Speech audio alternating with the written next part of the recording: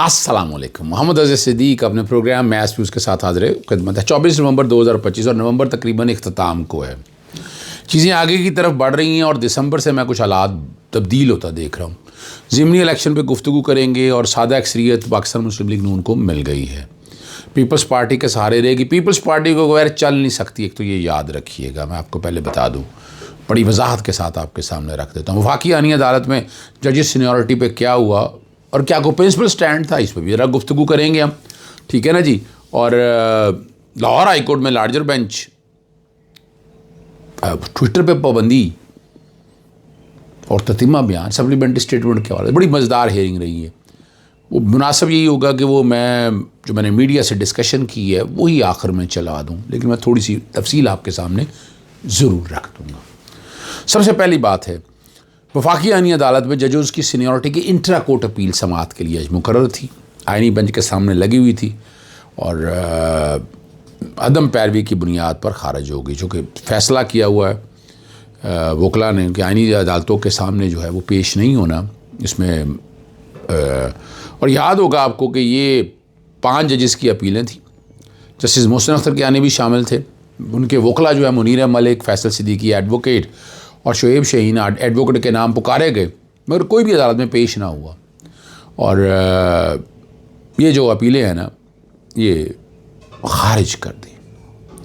और जो कमाल की ज़बरदस्त बात जो है ना, बड़ी मज़ेदार बात आपके सामने रखनी है। एक तो वो प्रिंसिपल स्टैंड है, मैं क्या होता है इस वजह से पेश नहीं हुई, इसको रेस्टोर करने की एक दरख्वास्त डाल के पड़ी रहेगी। वो लगानी कब लगानी है वो बात की बातें हैं, लेकिन रेमेडीज़ जो है ना, रेमेडीज़ लेस नहीं है ना, यानी अपना प्रिंसिपल स्टैंड भी लेकर चलना है और बाकी चीज़ों को भी लेकर चलना है। ये ज़रा आपने बारीकी के साथ समझना है इस चीज़ को, ताकि आपको समझ आ सके कि असल हालात और वाक़यात हैं क्या। और जब जो सूरत हाल जो है आइनी बेंच के सामने जो दोस्त था आप बताते हैं, और वहाँ इमरान खान के वकील ने कहा कि उन्हें हदायत देने के लिए इमरान खान साहब से मुलाकात करनी है, जेल हुकाम को इस मिलने की इसकी इजाज़त दी जाए। अब इस पर जस्टिस अमीनुद्दीन खान, हाजी अमीनुद्दीन साहब के रिमार्क्स बड़े मज़ेदार हैं। उन्होंने कहा जिस अदालत ने उन्हें जेल भेजा है वहीं जाएं, हमारी अदालत का इससे कोई ताल्लुक़ नहीं है। यानी हदायत लेने के हवाले से तो बिल्कुल अदालत कह सकती है। किसने कहा? एक बंदा कैद के अंदर है, वो मुलाकात एक अलग इशू है, लेकिन जो आपका केस है, केस के कॉन्टेक्स्ट में मतलूबा अदालत जिस अदालत के सामने वो बिल्कुल कह सकती है, ठीक है। और अब जो नज़र आ रहा है कि उसको मज़ीद ताकतवर, अच्छा एक और बात बताता चलूँ आपको, आइनी अदालतों को मज़ीद ताकतवर बनाने की कोशिश की जा रही है और वफाकी आइनी अदालत ने 4 सूबों में अपनी रजिस्ट्रियाँ जो है ना कायम करने और वीडियो लिंक की सहूलत फ़राहम करने का फ़ैसला कर लिया। जस्टिस आमिर फ़ारूक साहब जो सीनियर जज हैं, और उन्होंने कहा जी इस वक्त वफाकी अदालत ये ट्रांजिशन के मरहले से गुजर रही है और प्रिंसिपल सीट को सूबाई रजिस्ट्रियों के साथ वीडियो लिंक के ज़रिए मुंसलिक, को बड़ी रॉकेट साइंस नहीं है।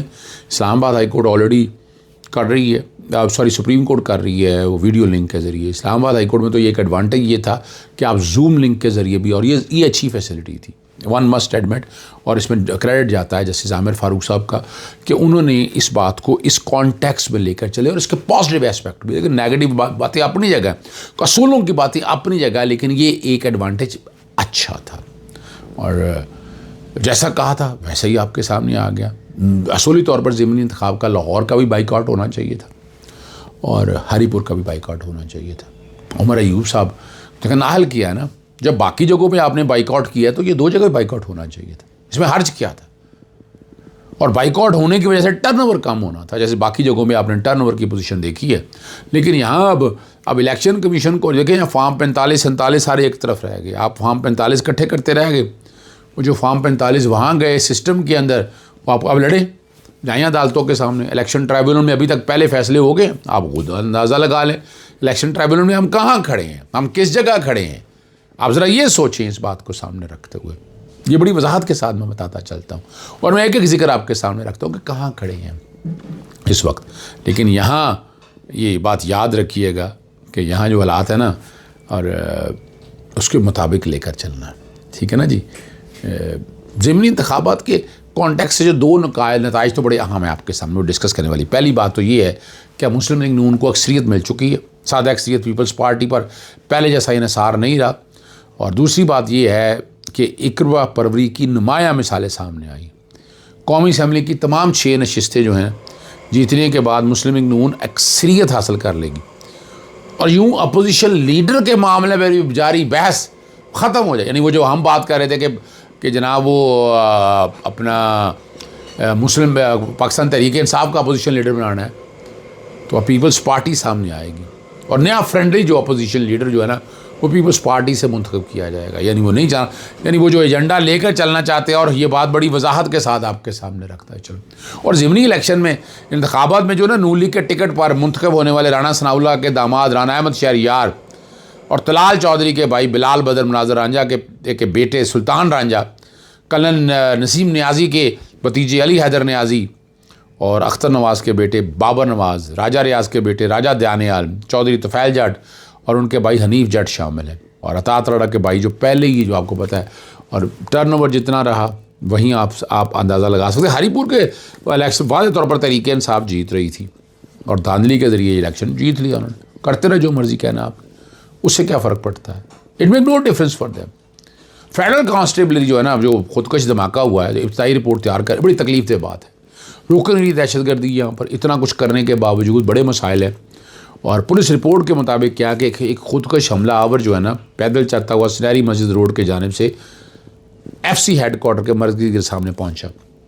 چادر اوڑھ رکھی تھی, مرکزی گیٹ کے ناکے پر خود کو دھماکے سے اڑایا, اور مرکزی گیٹ پر ہونے والے خودکش دھماکے کے نتیجے میں 3 اہلکار جو ہے نا وہ موقع پر ہی شہید ہو گئے. اور اس دھماکے کے فوراً بعد شلوار قمیض پہنے 2 حملہ آور جو ہے نا سائیڈ گیٹ سے ایف سی ہیڈ کوارٹر میں داخل ہوئے. دونوں خودکش حملہ آوروں کے پاس رائفلز اور ہینڈ گرنیڈ تھے. خودکش حملہ آور جو ہے نا اندر داخل ہونے کے بعد دائیں جانب مڑے اور موٹر سائیکل سٹینڈ پر پہنچ کے دہشت گردوں کو مرکزی گیٹ کے 30-40 میٹر کے اندر ہی مار دیا گیا. اور مقصد یہ تھا جو بتایا گیا, یرمغال بنانا تھا. چلیں اب یہ سارا فیصلہ تو آپ خود دے سکتے ہیں. اور ایف آئی اے کا یا national cyber crime investigation agency کا مشہور زمانہ کیس ڈکی جو ہے, اور سعد الرحمان, اور اس کی ضمانت منظور ہو گئی ہے, اور جسٹس شہرام سرور نے ضمانت بعد از گرفتاری پر سماعت کی, منظور کرتے ہوئے 10 لاکھ کے مچلقوں کے عوض درخواست منظور کی ہے. اور آپ کو یاد ہوگا national cyber crime investigation agency کے خلاف بھی ملزمان کا مقدمہ درج ہو چکا ہے. دوسری ایک بڑی اہم بات ہے, لارجر بینچ تھا, 2 بڑے اہم لگے تھے, تتیمہ بیان سپلیمنٹری اسٹیٹمنٹ. یہ میں نے کیس جو ہے نا شیخ امتیاز محمود کی طرف سے بنایا تھا بنیادی طور پر. انہوں نے پہلے درخواست دی ایف آئی آر کی ڈیٹیل کو, 3 ایف آئی آر, لیکن بعد میں ایف آئی آر آ گئی, پھر دی وہ 5 ہو گئی. 5 کے بعد 6, 8, 10 مہینے کے بعد انہیں تتیمہ بیان میں سپلیمنٹ اسٹیٹمنٹ میں گرفتار کر لیا, جس طرح عمران ریاض کے بارے میں. اور یہ اوپن ہینڈڈ, جب مرضی جس کو مرضی گرفتار کر لیں, کس بنیاد کے اوپر. اب یہ سارا پروسیس جو ہے نا میں نے یہاں بیٹھ کر چیلنج کیا. اب اس کے حوالے سے جو وہ بات کر رہے ہیں یہ لارجر بینچ نے, انہوں نے کہا جی قانون سازی بہت ہو رہا ہے, کیا پروسیجر بن رہا ہے, جو کچھ بھی بن رہا ہے. میں دیکھیں نا, ایک میں یہ نہیں ہے کہ توڑنے والی باتیں ہیں, اس پہ قانون سازی اور بہت سی چیزوں کی ضرورت ہے سپلیمنٹری اسٹیٹمنٹ کے حوالے سے. وہ معاملہ جو ہے وزارت قانون, حکومت پنجاب اور وزارت قانون وفاقی حکومت, ان کے پاس بھجوا دی ہے کہ آپ جو یہ ساری چیزیں کہہ رہے ہیں, ان چیزوں کو سامنے رکھتے ہوئے, قانون کی بیکنگ کو سامنے رکھتے ہوئے, اس پر بیٹھ کر جو ہے نا آپ قانون سازی کریں. اس کا مطلب کیا ہے, جو میں بات کر رہا تھا کہ کمی, اور میں نے بلکہ وہاں عدالت کو بتایا کہ اس میں آپ کو یاد ہوگا نظر بندی کے آرڈر کے حوالے سے بھی اپنا لارجر بینچ نے مئی میں کہا ہوا ہے, غالباً مئی یا جون کے اندر کہا تھا, ابھی تک کچھ نہیں ہو رہا تھا. عدالت چیف جسٹس علی نیلم صاحبہ نے کہا نہیں اس پہ بھی کام ہو رہا ہے, لیکن میں نے آپ کے سامنے ایک چیز رکھ دیا. دوسرا معاملہ جو تھا وہ ٹویٹر پہ اور انٹرنیٹ کی سپیڈ کم ہونے کے حوالے سے تھا, وہ معاملہ بھی بھجوا دی ہے جناب وزارت قانون کے پاس اور وزارت انفارمیشن ٹیکنالوجی کے پاس. جو میں نے میڈیا سے گفتگو کی وہاں سے آپ کو اندازہ ہو جائے گا, سنیے گا. اجازت چاہتا ہوں, السلام علیکم, اللہ حافظ, پاکستان زندہ باد.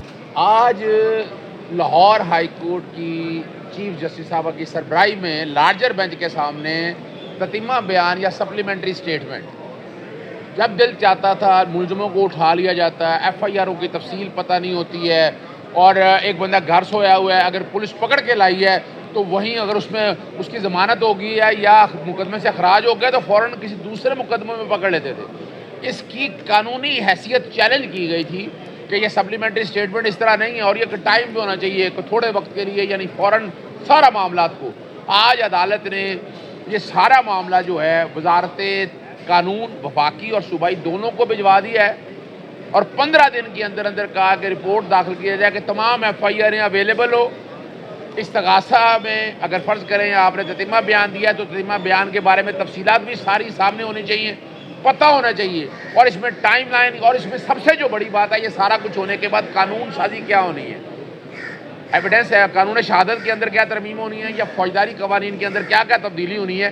یہ بھی عدالت نے کہا ہے کہ ہر 15 دن کے اندر اندر جو ہے نا عدالت کو اس بارے میں آگاہی دی جائے۔ انشاءاللہ امید ہے کہ اب جیسے 9 مئی کے واقعات میں فوراً پکڑ لیتے جس کو دل چاہتا تھا تتمہ بیان کی بنیاد پر صحافیوں کو اٹھا لیا جاتا تھا، اب مجھے لگتا ہے کہ مشکل ہو جائے گا، یا تو ایف آئی آر اگر تتمہ بیان دینا ہے تو اس کی بنیاد کے اوپر یہ سارا کچھ کیا جائے۔ دوسرا معاملہ بہت اہم ہے، ایک تو ٹویٹر کے اوپر پابندی کے حوالے سے ہے۔ آج عدالت میں بتایا انہوں نے کہ ٹویٹر پہ پابندی اٹھا لی ہے، ساتھ انٹرنیٹ سلو کرنے کے حوالے سے بھی۔ آج اسی لارجر بینچ کے سامنے، فل بینچ کے سامنے جناب محترم جسٹس عالیہ نیلم صاحبہ کے سامنے معاملہ لگا تھا، تو میں نے کہا جی آج بھی دیکھا جائے تو ابھی ٹویٹر سے پابندی تو اٹھ گئی ہے لیکن پھر یہ لگا لیں گے۔ انٹرنیٹ سلو ہو رہا ہے، ایک طرف ہم ڈیجیٹلائزیشن کی طرف جا رہے ہیں، ایک ہم بہتری کی طرف جا رہے ہیں، لیکن دوسری طرف جب دل چاہتا ہے یہ پابندی لگا دی جاتی ہے تو یہ روکنا ہے سارے کام کے حوالے سے۔ وزارت انفارمیشن اور ٹیکنالوجی یا وزارت قانون کی طرف سے واقعی حکومت کے وکیل پیش ہوئے، میں نے عدالت کو کہا کہ یہ والا معاملہ بھی جو قانون بنایا ہے، جو رولز بنائے ہیں، جو غلط بنائے ہیں، یہ سارے کا سارا معاملہ جو ہے نا ان کے ساتھ تاکہ ایک باقاعدہ ایک نظام آ سکے، آرٹیکل 10 سے 4 اور 5 کی انفورسمنٹ ہو سکے۔ ٹویٹر جب مرضی بین کر دیا جائے یہ کوئی طریقہ نہیں ہے، انٹرنیٹ کو جب مرضی سلو کر دیا جائے یہ کوئی طریقہ نہیں ہے۔ پاکستان کو اگر آگے لے کے جانا ہے تو اس کو بہتری کی طرف لے کر جانا ہے۔ یہ والا معاملہ بھی وفاقی حکومت کو بھجوا دیا ہے، انفارمیشن ٹیکنالوجی کو اور وزارت قانون کو، کہ ان ساری چیزوں کو سامنے رکھتے ہوئے ایک ایسا نظام وضع کیا جائے کہ جس سے یہ مسائل نہ ہو، ٹویٹر بار بار بند نہ کرنا پڑے، انٹرنیٹ کو سلو نہ کرنا پڑے، آپ کو وہ سارے کام کرنے۔ اور اس میں بھی یہ عدالت نے کہہ دیا کہ ہر 15 دن بعد جو ہے نا ایڈیشنل رجسٹرار جوڈیشل کو باقاعدہ بھجوایا جائے کہ کیا پیش رفت ہوئی ہے۔ میں نے یہی کہا کہ بار بار میں عدالتوں میں پیش کیوں، یہ مفاد عامہ کے کام ہے، عدالت اس کو اس کانٹیکسٹ کے حوالے سے۔ تو یہ والا معاملہ بھی، ٹویٹر والا اور انٹرنیٹ والا معاملہ بھی یہ وزارت کے پاس بھجوا دیے، متعلقہ وزارتوں کے پاس بھجوا دیے، تاکہ اس کے مطابق وہ قانون کے مطابق اس کا فیصلہ کریں اور بتا سکیں کہ آئندہ اگر ایسا کوئی روکنا بھی ہے تو کیا پالیسی آئے۔